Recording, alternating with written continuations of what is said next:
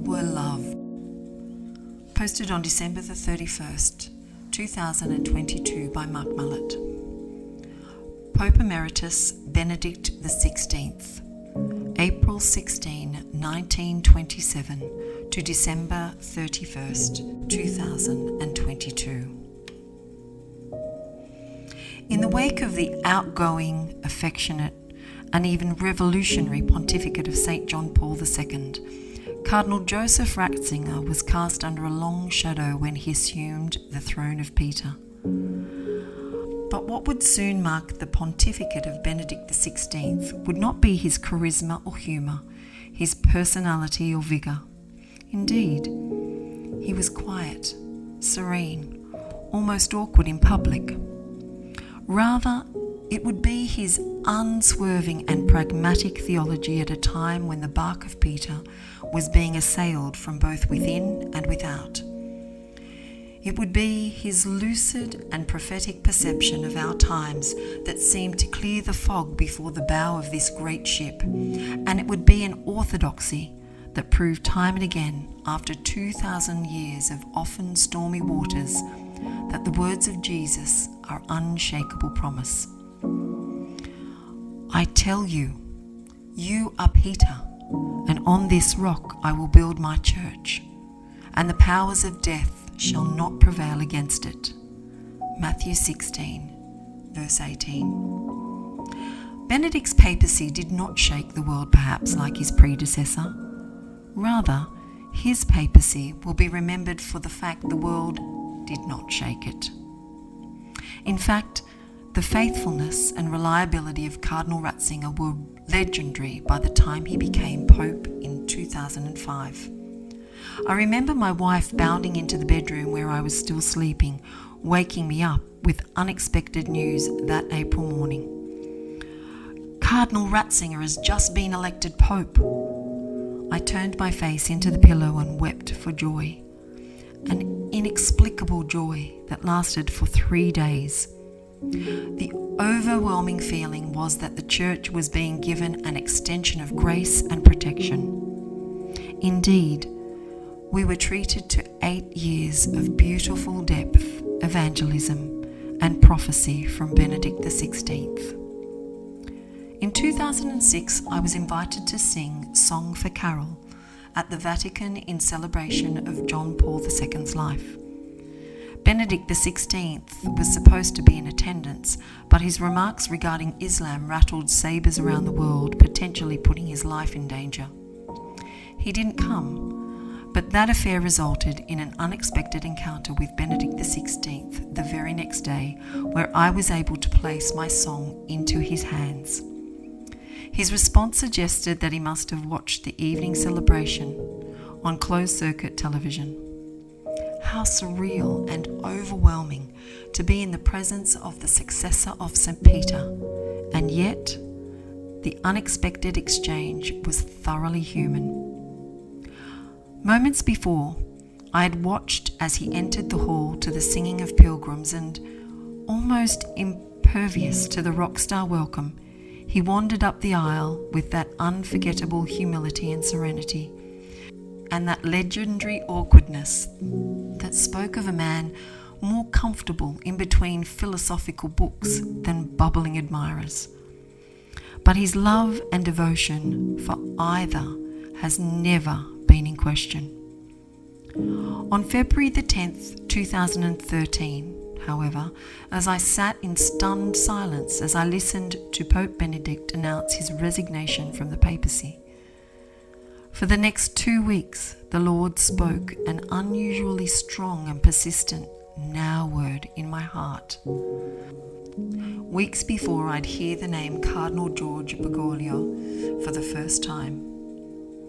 You are now entering into dangerous and confusing times. That word has come true on so many levels that I've written literally the equivalent of several books here in order to navigate the increasingly treacherous waters of great storm that has been unleashed upon the entire world.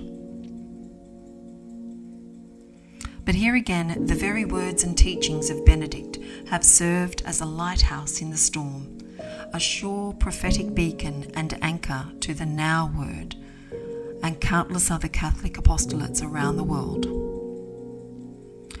The first priority for the successor of Peter was laid down by the Lord in the upper room in the clearest of terms.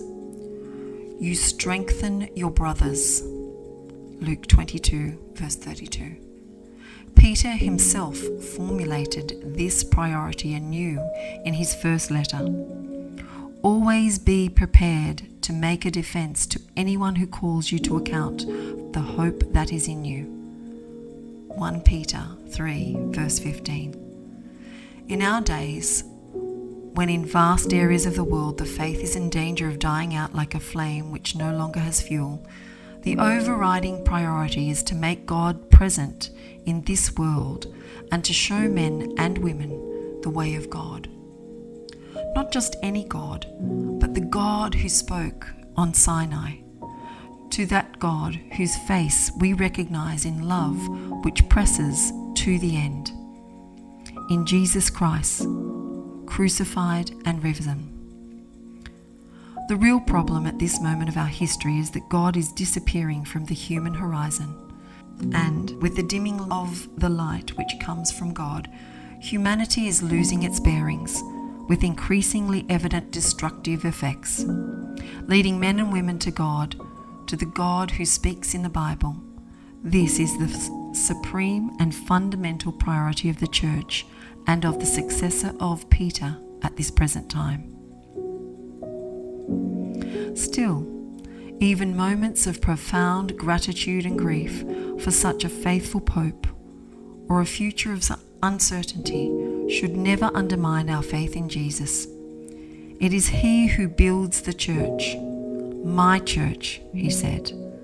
When we see this in the facts of history, we are not celebrating men, but praising the Lord, who does not abandon the church and who desired to manifest that He is the rock through Peter, the little stumbling stone. Flesh and blood do not save, but the Lord saves through those who are flesh and blood. To deny this truth is not a plus of faith, not a plus of humanity, but it is to shrink from the humanity that recognizes God as He is. Therefore, the Petrine promise and its historical embodiment in Rome remain at the deepest level an ever-renewed motive for joy. The powers of hell will not prevail against it.